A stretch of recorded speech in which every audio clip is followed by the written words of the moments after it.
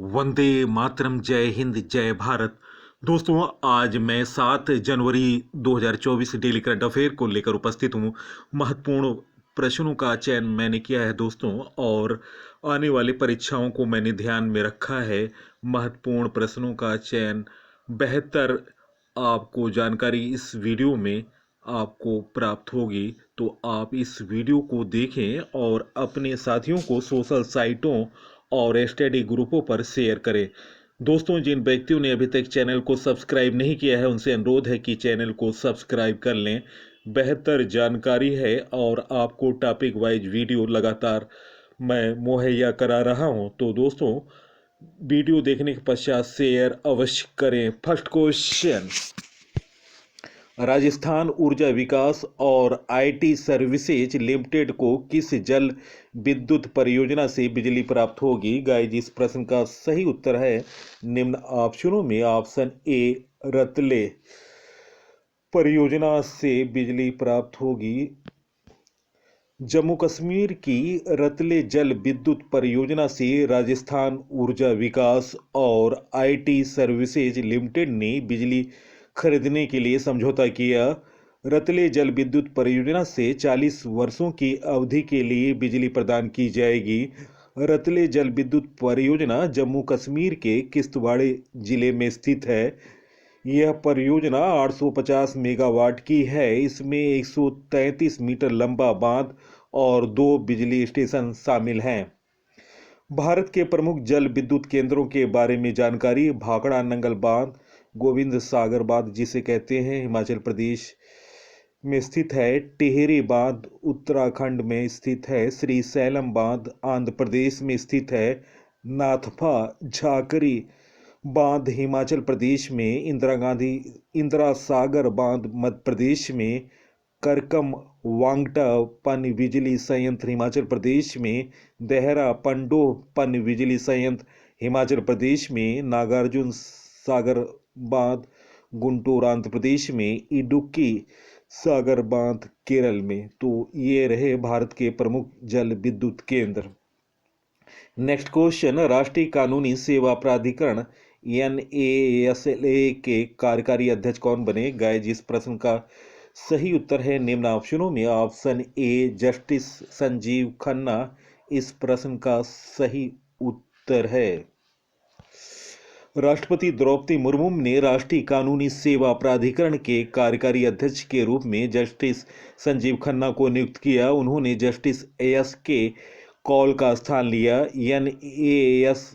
NALS के कार्यकारी अध्यक्ष के महत्वपूर्ण पद पर सुप्रीम कोर्ट के दूसरे सीनियर जज को नियुक्त करने की परंपरा है।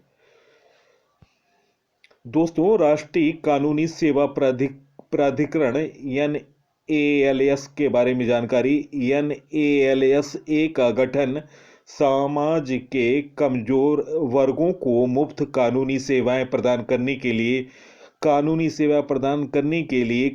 सेवा प्राधिकरण अधिनियम 1987 के तहत किया गया। उद्देश्य था विवादों के सौहार्दपूर्ण समाधान के लिए लोक अदालतों का आयोजन करना। दोस्तों, NALSA का नेतृत्व भारत के मुख्य न्यायाधीश करते हैं। और दोस्तों, महत्वपूर्ण हाल में नई नियुक्तियों के बारे में मैं आपको जानकारी दे रहा हूं, आप इसे नोट डाउन करें। राष्ट्रीय कानूनी सेवा प्राधिकरण के कार्यकारी अध्यक्ष बने संजीव खन्ना। और दोस्तों, 16वें वित्त आयोग के चेयरमैन बने अरविंद पनघड़िया। संजय जसजीत सिंह ने पश्चिमी नौसेना कमान का कार्यभार संभाला। भारतीय नौसेना स्टाफ के उप प्रमुख के रूप में दिनेश के त्रिपाठी को नियुक्त किया गया। दक्षिणी नौसेना कमान के 30वें flag officer commanding in chief के रूप में श्रीनिवास ने पदभार संभाला। इंडियन ऑयल की अगली निदेशक के रूप में रश्मि गोविल को चुना गया है। और दोस्तों, AIRI का नया अध्यक्ष नियुक्त किया गया है शशि सिंह को। तो यह रहा महत्वपूर्ण जानकारी। नेक्स्ट क्वेश्चन, हुंडई की ब्रांड एम्बेसडर कौन बनी? गाइस, इस प्रश्न का सही उत्तर निम्न ऑप्शनों में ऑप्शन डी दीपिका पादुकोण इस प्रश्न का सही उत्तर है। हुंडई मोटर इंडिया लिमिटेड ने बॉलीवुड एक्ट्रेस दीपिका पादुकोण को ब्रांड एम्बेसडर बनाया है। दीपिका बॉलीवुड एक्टर शाहरुख खान और क्रिकेटर हार्दिक पांड्या के बाद कंपनी की तीसरी आइकन हैं। हुंडई मोटर कंपनी दोस्तों हुंडई मोटर कंपनी की स्थापना दोस्तों 29 दिसंबर 1967 में हुई। दोस्तों, हुंडई मोटर कंपनी कोरियाई कंपनी है। मुख्यालय है इसका सियोल, दक्षिण कोरिया।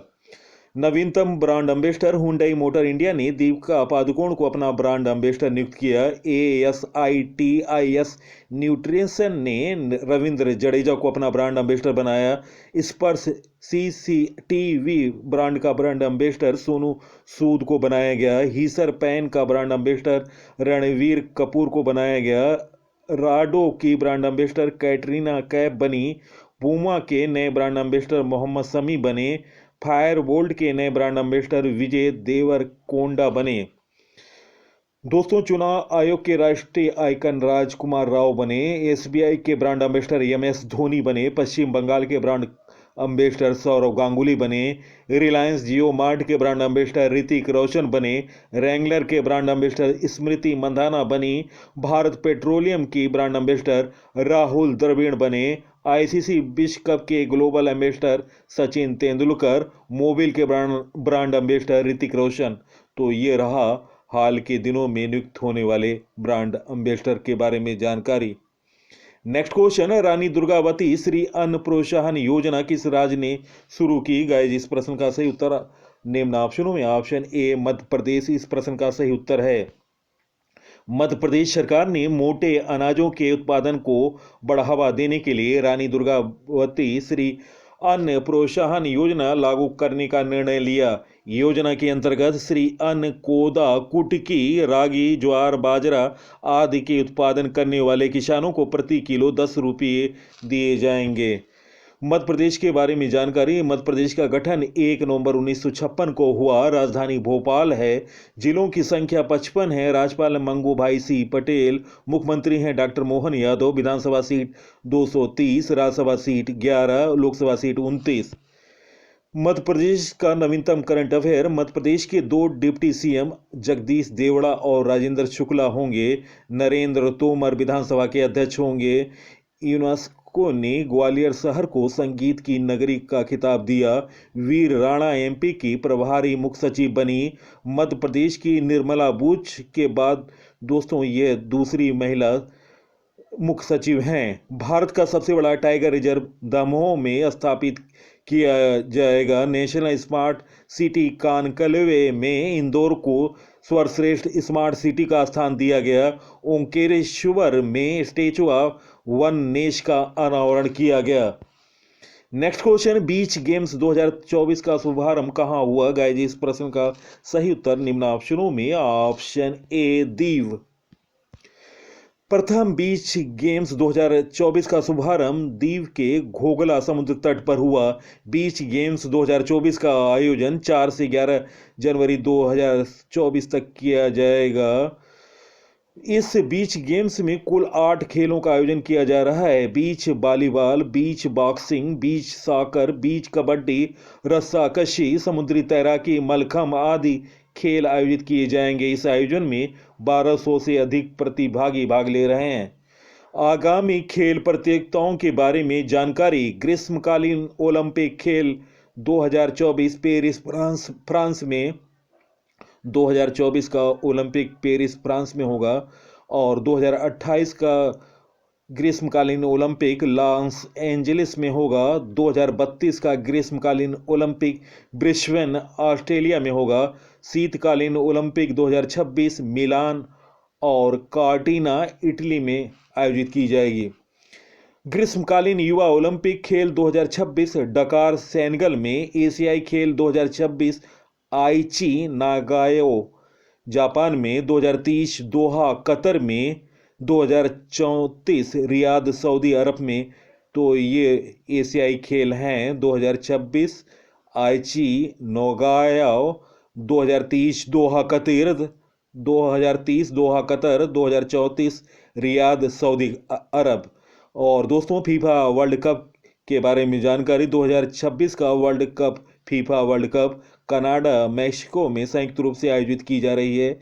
क्रिकेट विश्व कप 2027 दक्षिण अफ्रीका, नामीबिया और जिम्बाब्वे मिलकर आयोजित कर रहे हैं। नेक्स्ट क्वेश्चन, महाराष्ट्र की पहली महिला पुलिस महानिदेशक कौन बनी? गाइस इस प्रश्न का सही उत्तर है निम्न ऑप्शनों में ऑप्शन डी रश्मि शुक्ला।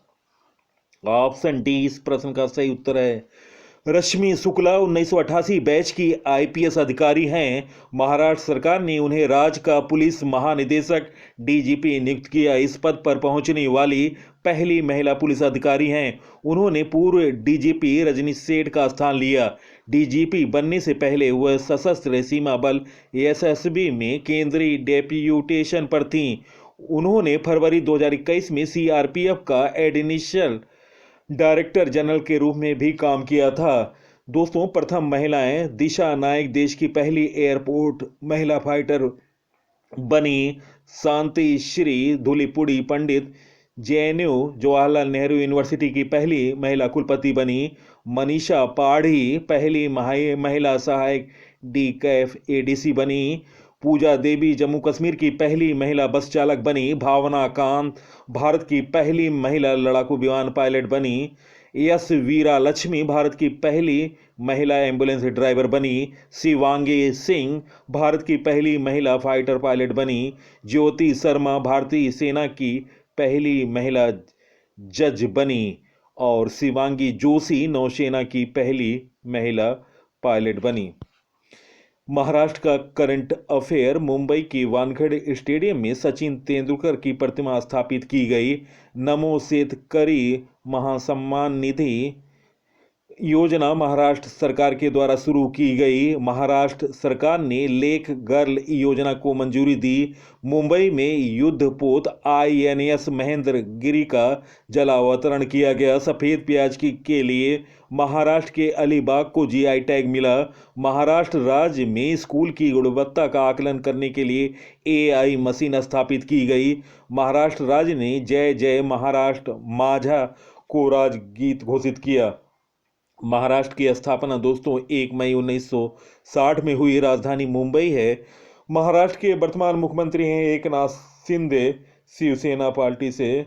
राज्यपाल हैं रमेश बैस। विधान परिषद 78 सीटें, विधानसभा सीट 288 सीट है। राज्यसभा सीट 19 है महाराष्ट्र में और लोकसभा की सीट 48 है। महाराष्ट्र का करंट अफेयर मुंबई की दोस्तों ये रिपीट मैंने करवा दिया है महाराष्ट्र का current affair. Next question, Bloomberg billionaire index के अनुसार भारत के सबसे अमीर कारोबारी कौन बने? गाइस इस प्रश्न का सही उत्तर निम्न ऑप्शनों में ऑप्शन ए गौतम अडानी इस प्रश्न का सही उत्तर है। अडानी ग्रुप के chairperson Gautam Adani Bloomberg index में रिलायंस इंडस्ट्री के चेयरमैन मुकेश अंबानी को पीछे छोड़कर भारत के सबसे अमीर आदमी बन गए।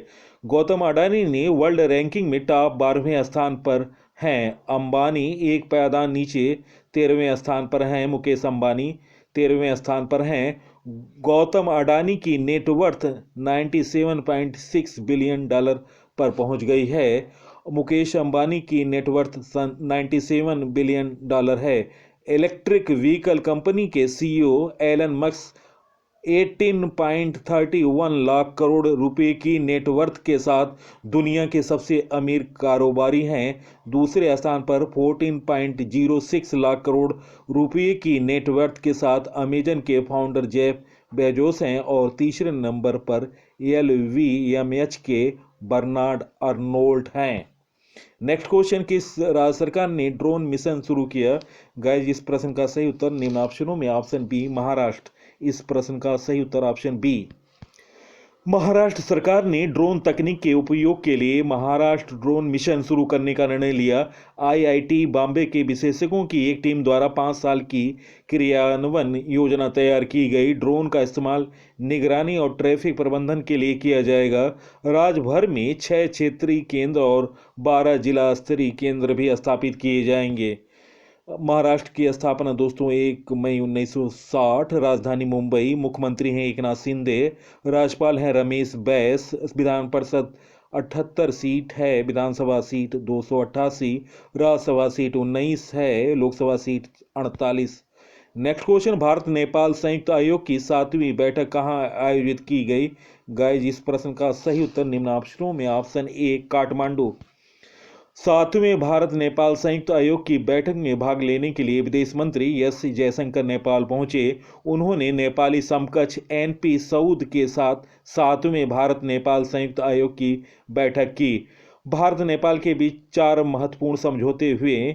सामुदायिक विकास परियोजनाओं का कार्यान्वयन, दीर्घकालिक विद्युत व्यापार, 10 साल में 10,000 मेगावाट बिजली आयात, नवीनीकरण ऊर्जा विकास में सहयोग और मूनल सैटेलाइट पर समझौते हुए हैं। ये 4 महत्वपूर्ण समझौते हैं। नेपाल के बारे में महत्वपूर्ण जानकारी। नेपाल की राजधानी काठमांडू है। राष्ट्रपति हैं रामचंद्र पौडले, प्रधानमंत्री हैं पुष्प कुमार दहल। दोस्तों ये हैं पुष्प कुमार दहल। मुद्रा है नेपाली रुपया। उत्तराखंड, उत्तर प्रदेश, बिहार, पश्चिम बंगाल और सिक्किम की सीमाएं नेपाल से लगती हैं। काठमांडू सार्क का मुख्यालय है दोस्तों। भारत और नेपाल के बीच सूर्य किरण अभ्यास होता है। सेम सेक्स मैरिज रजिस्टर्ड करने वाला पहला एशियाई देश नेपाल बना। नेक्स्ट क्वेश्चन, किस राज्य के मुख्यमंत्री द्वारा 200 इको बसों का अनावरण किया गया? गाइस, इस प्रश्न का सही उत्तर ऑप्शन ए असम। असम के मुख्यमंत्री ने गुवाहाटी में 200 इलेक्ट्रिक बसें लॉन्च की। प्रदूषण मुक्त असम की दिशा में एक महत्वपूर्ण कदम है। असम सरकार का लक्ष्य 2025 तक गुवाहाटी में 100% हरित सार्वजनिक परिवहन प्रणाली स्थापित करना है। असम के बारे में जानकारी। असम की राजधानी दिसपुर है। मुख्यमंत्री हेमंत बिश्वा शर्मा, राज्यपाल गुलाब चंद कटारिया। विधानसभा seat 126, Lok Sabha seat 14, Rajya Sabha seat 7। राजकीय पशु है भारतीय गैंडा। दोस्तों वीडियो का कंटेंट और पीसी सर की मेहनत, महत्वपूर्ण प्रश्नों का मैंने चयन किया था और महत्वपूर्ण जानकारी आपको बेहतर से बेहतर देने का मैंने प्रयास किया। आपको वीडियो अगर अच्छी लगी है तो आप इसे सोशल साइटों पर और स्टडी ग्रुपों पर शेयर करें। सबसे पहले सबसे तेज जानकारी के लिए स्टडी ऑन पीसी को फॉलो करो और सब्सक्राइब करो। धन्यवाद।